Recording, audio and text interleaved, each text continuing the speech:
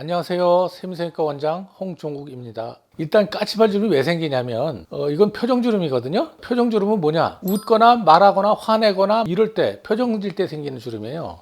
막 웃을 때 생기죠. 웃으면 눈을 감게 되잖아요. 그때 알륜근이라고 있는데 눈을 갖다가 주변으로 동그랗게 원형으로 이렇게 아주 굉장히 커요. 이게 생각보다 눈 감는 근육이 그게 눈가를 주름을 동그랗게 똘똘똘똘 말아갖고 근육이 있는데 눈을 감게 되면은 수축을 하잖아요. 그 수축을 하면은 눈가도 수축이 되죠. 그럼 거기에 수축을 하면서 피부가 접히는 거예요. 그래서 주름이 생기는 건데 원리는 그러니까 딴 게 아니라 근육이 수축이 돼서 표정을 질 때 생기는 주름이거든요. 좋게 해주려면 어떻게 하느냐? 근육을 마비시켜야죠. 안 움직여야지 안 생길 거 아니에요. 그래서 우리가 보톡스 시술을 하는 거예요. 보톡스는 원리가 근육을 마비시키는 약입니다. 근데 약이라기보다는 원래 보툴리눔이라는 균, 독소인데 이거에 걸리면은 근육이 마비돼서 호흡마비가 온다든지 이렇게 돼가지고 죽게 되죠, 사람이. 그래서 이거를 갖다가 굉장히 희석을 시켜가지고 안전하게 만들어서 약을 만든 거예요. 이게 뭐가 문제냐? 영구적이지 않죠. 지속기간 한 6개월 정도 가는데 근육을 마비시켜서 안 생기게 해주는데 아까도 말씀드렸지만 이 근육이 굉장히 커요. 보톡스를 갖다 우리가 눈가 어느 정도 맞아도 조금은 생겨요. 저도 맞아봤어요. 맞아봤는데 다 없어지지가 않고 특히 나이 든 사람 저같이 이렇게 이런 사람들은 그런 주사를 맞으면 제 생각에는 한 30, 40% 정도 없어질까 뭐 그 정도 좋아지지 계속 생기긴 해요. 그렇지만 여튼 간단한 거는 이제 보톡스 이렇게 맞는 거다. 그러면 수술은 뭐냐? 쉽게 얘기하면 근육을 어떻게 없애주면 되잖아요. 근육이 없으면 보톡스 맞은 효과가 똑같이 나타나는 거거든요. 저 같은 경우는 이제 안면 거상술을 할 때 수술할 때 절개해서 거기까지 박리를 해서 알륜근을 갖다가 부채꼴 모양으로 보톡스 맞는 부위 있죠. 맞는 부위를 제거를 합니다. 거기는 이제 근육이 없잖아요. 없으니까 주름이 안 생기죠. 수술을 해보니까 이거는 보톡스보다 효과가 몇 배는 좋아요. 왜냐하면 거기는 거의 안 생겨요. 이 까치발 주름이 알륜근이 근육이 눈가만 있는 게 아니에요. 나이 들면 이제 80대, 90대 되면요. 하회탈 주름 같은 거 있죠. 그거에도 영향을 미쳐서 굉장히 깊게 생기거든요. 뭐 웃을 때 보면 그 할머니들 뭐 아주 심하게 생기잖아요. 여기 알륜근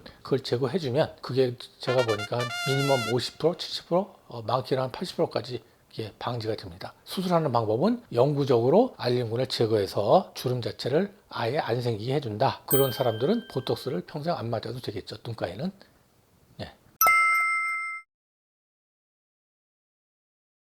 사실 저도 뭐 제가 처음부터 이걸 한 건 아니고요. 처음부터 하다기보다는 임상 경험이었으면 못하죠. 이런 거는. 그거 잘라냈는데 이게 눈이 안 감길지 모르는데 이게 이상하지 않을까? 표정 질 때 이상하죠. 근육을 잘라내면 저거 이상하지 않아? 불편하지 않을까? 눈이 안 감기지 않을까? 뭐 무슨 부작용이 있는 거 아니야? 이거 불안할 거 아닙니까 이게? 당연히 시술 못하죠. 저도 처음부터. 그걸 누구한테 뭐 환자 상태로 임상 실험하는 것도 아니고. 딴 게 아니고요. 저도 사실은 배운 거예요. 누구한테 배웠느냐?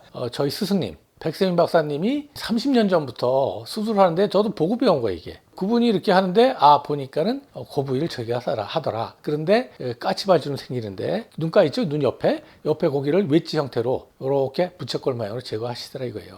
그래서 그렇게까지는 안전한 것 같아요. 제가 볼 때는 우리 박사님한테 배운 방법을 그대로 쓰는 거고요. 그런데 이제 한 가지 제가 해보니까 그것만 제거하면 어떻게 돼요? 근육만큼 두께가 가라앉죠. 그러면 거기가 꺼져 보여요. 안면 거상술 할 때 물론 지방이 많거나 뭐 이런 거는 이제 제거도 해주고 하거든요. 그럴 때 거기서 채취한 지방 가지고 근육 잘라낸 데를 이렇게 이제 메꿔줍니다. 이렇게 메꿔주면은 관자놀이 부위도 통통해지고 예뻐지죠. 그런 식으로 방법을 하는데 실제로는 뭐 노하우는 노하우인데 사실 배운 거고요. 안 해본 사람은 힘들 거예요. 왜냐하면 불안하죠. 불안해.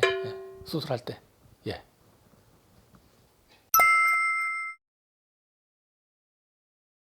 그래서 이제 그 흉터가 문제예요, 흉터가. 다 들여다보고서 제거하려면은 굉장히 많이 절개해야 돼요. 사실은 생각보다 그거 조금 하는데. 그래서 저는 이제 여러 가지 방법을 고안했는데 머릿속, 헤어라인 속으로 들어가서 절개를 하면 흉터가 가려지잖아요. 그래서 이제 헤어라인 쪽으로 들어가서 제거를 합니다. 머리를 뒤져보면 흉터가 있겠지만 그냥 일상생활 할 때는 눈에 잘 안 띄죠. 눈에 안 띄는 게 안 보입니다. 이렇게 머리카락이 길면. 그래서 이제 그런 방법을 쓰고 있습니다.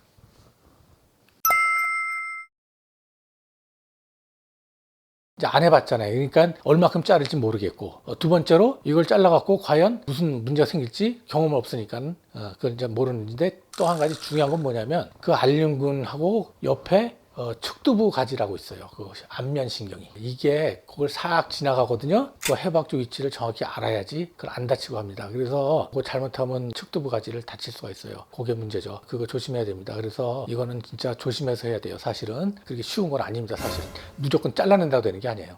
축두부가지가 거기 싹 지나간다. 사람을 아주 괴롭히죠. 그러니까 수술한 사람을. 그거 안 다치고 해야 되는데 하고 싶은데 야 이거 다칠까봐. 안면신경은 보이는 게 아니에요. 굉장히 가늘어서 보이지도 않아요. 이게 현미경으로 봐도 저 차질동 말동인데 이거 잘못하면 다치기 때문에 굉장히 중요한 구조를 잘 알고 조심해서 해야 되죠. 아주 굉장히 중요한 겁니다. 이게 흉터 그런 게 문제가 아니에요. 그 안면신경이 다치지 않게 어떻게 하면 잘 할 수 있나 그걸 잘 알아야 됩니다.